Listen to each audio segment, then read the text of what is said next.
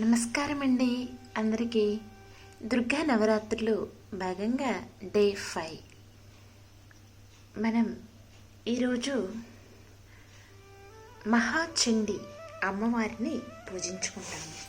So మరి ఆ అమ్మవారి యొక్క తత్వం గురించి, చండీ తత్వం గురించి కొంచెం తెలుసుకుందామండి. దివ్య శక్తుల యోగ మాయకు అందరూ తలలు వంచాల్సిందే. బ్రహ్మ, విష్ణువు, మహేశ్వరులు ఒకరికన్నా ఒకరు గొప్పవారు. యోగామయ బలానికి ఈ ముగ్గురు కట్టుబడి ఉండేవారు. త్రుటిలో జగత్తును సృష్టించి పెంచి సంహరించే దివ్యశక్తులు గల యోగా మాయకు అందరూ తలలు వంచవలసిన వారే. మాయ అంతర్ముఖ బహిర్ముఖ భేదముతో 2 విధములుగా ఉంటుంది. ప్రణవములో ఆకారము బ్రహ్మ, ఉకారము విష్ణువు, మకారము శివుడు. ఈ మాయ వలనే త్రిగుణములు, త్రిశక్తులు ఏర్పడినవి. బ్రహ్మాదులు ఈ గుణ త్రయానికి సంబంధించి ఉంటారు. అగ్ని మండటం, గాలి వీచటం, సూర్యుడు ఉదయించటం, విష్ణువు పోషించటం, ఇవన్నీ ఆమె వలనే జరుగుతూ ఉంటాయి. ఆమె శక్తి గనుక లేకపోతే వాళ్లకు గుణాలు ఉండవు, పేర్లు మాత్రమే మిగులుతాయి. దేవతలు అందరూ ఆ యోగమాయ చేతిలో కీలుబొమ్మలు. ఆమె ఆడించినట్లు ఆడుతూ ఉంటారు. చంద్రునకు వెన్నెలాగా, అగ్నికి వేడిమిగా, సూర్యునకు వేడిమిగా ఉన్నది ఆమె శక్తియే. ఆత్మను ఆశ్రయించిన మాయకే విద్య అని పేరు.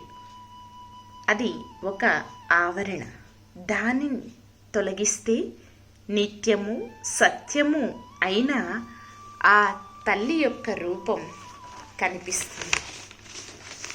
సృష్టి స్థితి లయములు గావించున్న ఆ మహామాయను ఎవరు ఉపాసించుచున్నారో వారు జనన మరణ రూపమగు సంసారము నుండి తరించుచున్నారని, మోక్షమును పొందుచున్నారని నృసింహ తపన్యుపోనిషత్తు తెలియచెప్పుచున్నది. ఆ శక్తిని భజించిన వాడు మృత్యువును జయించి మోక్షమును పొందును. త్వం వైష్ణవీ శక్తి రానంత వీర్య విశ్వస్య బీజం పరమాపి మాయా సమ్మోహితం దేవి సమస్తయే తత్. ఈ లోకమంతయు మాయాశక్తిచే సమ్మోహితమగుచున్నది. ఒకప్పుడు దేవిని దేవతలెల్లరూ అమ్మా నీవెవరు అని అడుగగా, నేను బ్రహ్మస్వరూపిణిని, నా వల్లనే ప్రకృతి పురుషులు పుట్టుచున్నారు, జగమును జనించుచున్నది అని చెప్పినది. సర్వేవే దేవాదేవి ముపతస్థుః కాసిత్వం దేవి సబ్రహిదహం బ్రహ్మరూపిణిం మత్తః. ప్రకృతి పురుషాత్మకం జగత్తు. అట్టే మాయ బ్రహ్మరూపిణి, విశ్వమోహిని, ఆత్మస్వరూపిణి అని భువనేశ్వరి ఉపనిషత్తు చెప్పుచున్నది. సత్వే వలలిత అని భావనోపనిషత్తు చెప్పుచున్నది. చితిస్త తత్ఫలదక్షాత్య చితే కరగు రూపిణి అని బ్రహ్మాండ పురాణం అమ్మని కొనియాడినది. ఇట్లు అష్టాదశ పురాణములు, ఉపపురాణములు, స్మృతులు దేవిని పరబ్రహ్మమని ప్రతిపాదించినవి.